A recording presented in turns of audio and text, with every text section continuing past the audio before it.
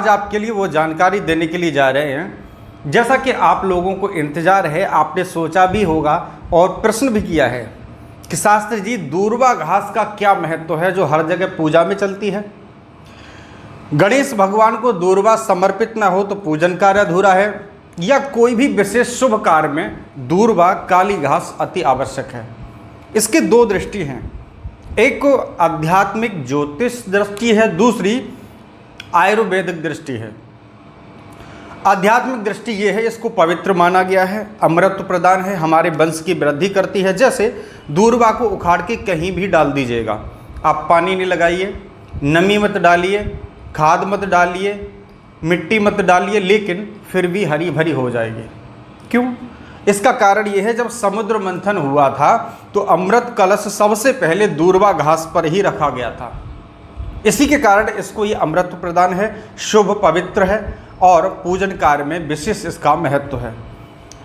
अमृत कलश रखने के कारण इसको अमृत प्रदान है। कोई गहन संगीन ऐसी बीमारी जो डॉक्टर ने हाथ खड़े कर दिए, डॉक्टर ने कह दिया सेवा कर लीजिएगा, सच मानिएगा, आप पेशेंट के लिए दूर्वा का अर्घ निकाल के एक एक चम्मच सुबह शाम, रात को सोते समय, सुबह खाली पेट दीजिएगा, 7 दिन के अंदर चमत्कारी परिणाम आपको मिलेंगे।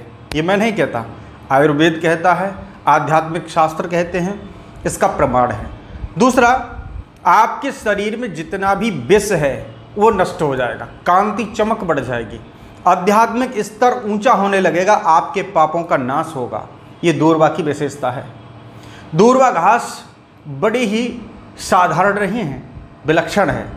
अगर कोई इसका रस नहीं ले सकता, अर्घ नहीं पी सकता, तो जैसे मेथी आलू की सब्जी बनाते हैं, वैसी दूर्वा आलू की सब्जी बुधवार के दिन ग्रहण करने से वो व्यक्ति इस संसार में, मृत्यु लोक में गणेश जी की कृपा का पात्र होते हुए ज्ञान का भंडार, खजाना बनता है। क्योंकि आपकी बुद्धि और ज्ञान के कारक माँ सरस्वती और गणेश जी हैं। बुधवार के दिन खाना है, आप देखिएगा कैसे आपका जीवन चेंज होता है। आप कुछ भी नहीं थे, सब कुछ हो जाएंगे एक दूर्वा घास से। ऐसा प्रमाण मैं नहीं, शास्त्र कहते हैं, आयुर्वेदिक कहता है। आप इसका प्रयोग करेंगे, देखेंगे कि दूर्वा का महत्व क्या है। अमृत कलश जब समुद्र मंथन के बाद सबसे पहले रखा गया तो दूर्वा के ऊपर रखा गया, इसीलिए अमृत तो प्रदान करती है, इसीलिए अमृत समान, कलश के समान ये पवित्र है। जब तक ये पूजा में नहीं तो पूजा अधूरी है। ऐसे ही आपको नए नए टॉपिक, नई नई जानकारियाँ जीवन में मिलेंगी जो आपने नहीं सुनी। शायद आप पहली बार ही सुन रहे होंगे और इसे सुन करके अपने जीवन में बड़ा चेंज आप पाएंगे। दूसरा,